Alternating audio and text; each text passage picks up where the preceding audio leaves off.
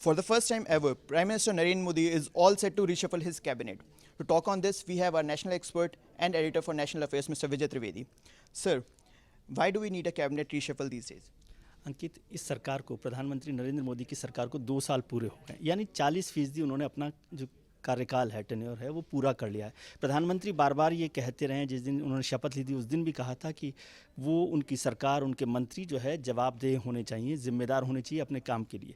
तो एक बड़ा कारण है रीशफल का ये कि क्या प्रधानमंत्री के जो मंत्रिमंडल के सदस्य हैं, जो उनके सहयोगी हैं, उनकी परफॉर्मेंस कैसी रही है। तो जब मंत्रिमंडल का रीशफल होगा, इस हफ्ते उसकी संभावना है कि हो जाएगा, तो उस रीशफल में पहली जो खास बात ध्यान रखी जाएगी प्रधानमंत्री की तरफ से, वो है कि परफॉर्मेंस किस तरह की रही है। इसका मतलब ये है कि कुछ मंत्रियों को ड्रॉप किया जा सकता है, कुछ मंत्रियों को प्रमोट भी किया जा सकता है।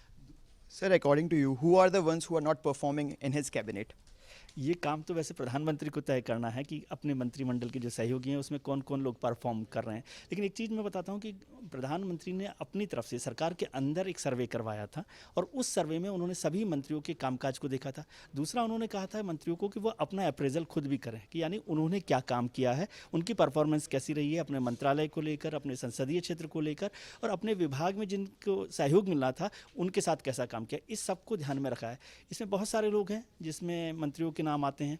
पहला नाम जो खास तौर से सरकार की तरफ से देखा गया परफॉर्मेंस में, उसमें था नजमा हेपतुल्ला जी का नाम है, जो इस समय अल्पसंख्यक मंत्रालय की मंत्री हैं, बहुत वरिष्ठ मंत्री हैं, राज्यसभा में सदस्य रही हैं, लेकिन उनकी परफॉर्मेंस को सरकार के लेवल पर बहुत संतुष्टि नहीं देखी गई है, तो उनको ड्रॉप किया जा सकता है। एक मंत्री हैं गिरिराज सिंह, जो MOS हैं, बिहार से आते हैं, उनकी परफॉर्मेंस भी बहुत अच्छी नहीं मानी जा रही, लेकिन उनको हटाने की, यदि उनको हटाया जाता है या ड्रॉप किया जाता है, जिसकी तय तो प्रधानमंत्री को करना है, उनके जो बेवजह के बयान हैं प्रधानमंत्री उसको लेकर भी नाराज रहे हैं।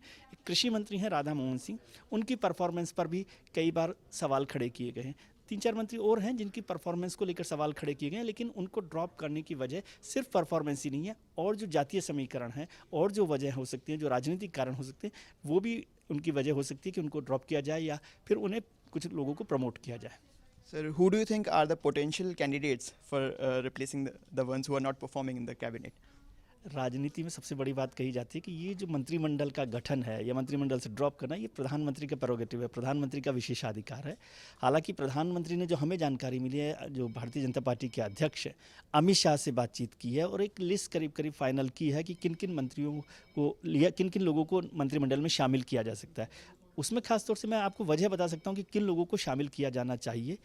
उसमें 2 चीज़ें रखी गई हैं कि अगले साल जो है चुनाव होने वाले हैं, उसमें उत्तर प्रदेश, उत्तराखंड और पंजाब, ये 2-3 राज्य जो हैं वो महत्वपूर्ण है। उसमें उत्तर प्रदेश जो है सबसे बड़ा राज्य है, क्योंकि 80 लोकसभा सीटें वहाँ से आती हैं, तो करीब करीब 7-8% जो है सीट्स वहाँ से आती हैं, और वहाँ पर 400 विधानसभा सीटें हैं। भारतीय जनता पार्टी काफ़ी साल से इंतजार कर रही है सत्ता में आने का, तो उसको ज़्यादातर ध्यान रखा गया। उत्तराखंड में भी चुनाव होने वाले हैं, तो वहाँ से भी कुछ लोगों को लिया जा सकता है। और पंजाब में भी बहुत महत्वपूर्ण है। हालांकि वहाँ पर इस समय अकाली दल और भारतीय जनता पार्टी की सरकार है, लेकिन वहाँ किस तरह से वो सरकार की वापसी हो सके, इसको ध्यान में रखा जा रहा है। Sir, recently we saw PM Modi taking off Subramaniam Swamy. So do you think it's a message for other party members that if you are saying something wrong about the party will go against you? आपने देखा होगा कि प्रधानमंत्री जब से आए हैं, उनका 2014 का जब चुनावी भाषण था, तब भी उन्होंने कहा था कि वो विकास को मुद्दा बनाना चाहते हैं, और पिछले 2 साल में वो बार बार इस बात को कहते रहे हैं कि वो, उनकी सरकार विकास के मुद्दे पर चले। लेकिन पार्टी के अंदर बहुत सारे लोग हैं जो बेवजह बयानबाजी करते रहते हैं। कुछ उनकी मजबूरियाँ भी होती हैं, कुछ उनकी राजनीतिक मजबूरियाँ होती हैं। कुछ लोग समझते हैं कि उनका जो पूरा कार्यक्षेत्र है, उनका जो वोट बैंक है, वो उनके बयानों से चलता है, जिससे प्रधानमंत्री को और उस सरकार में कई लोगों को लगता है कि जो पूरा विकास का जो एजेंडा, डेवलपमेंट का एजेंडा है, वो पीछे चल रहा है। सुब्रमण्यम स्वामी लगातार आरोप लगा रहे थे RBI गवर्नर पर, रघुराम राजन पर। प्रधानमंत्री काफ़ी समय से चुप्पी थी, लेकिन जब वित्त मंत्री अरुण जेटली ने प्रधानमंत्री को शिकायत की, BJP अध्यक्ष अमित शाह को शिकायत की, तो उसके बाद प्रधानमंत्री ने एक लाइन दी, और ये लाइन जो है, ये जो मैसेज है, वो सभी लोगों के लिए है। और आपने देखा होगा कि 2 दिन से जब से प्रधानमंत्री का ये मैसेज आया है, उसके बाद एक तरह से चुप्पी है। सुब्रमण्यम स्वामी भी खुद भी चुप हैं। Sir, we saw an exclusive interview of PM Modi with a A-class journalist. Do you think he is still not opening to the whole press and selecting some few journalists for his? अंकित, यदि आपने प्रधानमंत्री, जो पिछले प्रधानमंत्री भी रहे हैं, doctor Manmohan Singh थे, अटल बिहारी वाजपेयी को अगर छोड़ दें, तो मनमोहन सिंह भी जब इंटरव्यूज़ देते थे तो हमेशा ये होता है, प्रधानमंत्री के इंटरव्यू का मतलब क्या होता है? प्रधानमंत्री के इंटरव्यू का मतलब है कि उनकी सरकार का एजेंडा क्या है, वो देश को बताना चाहते हैं कि उनकी सरकार का एजेंडा क्या है।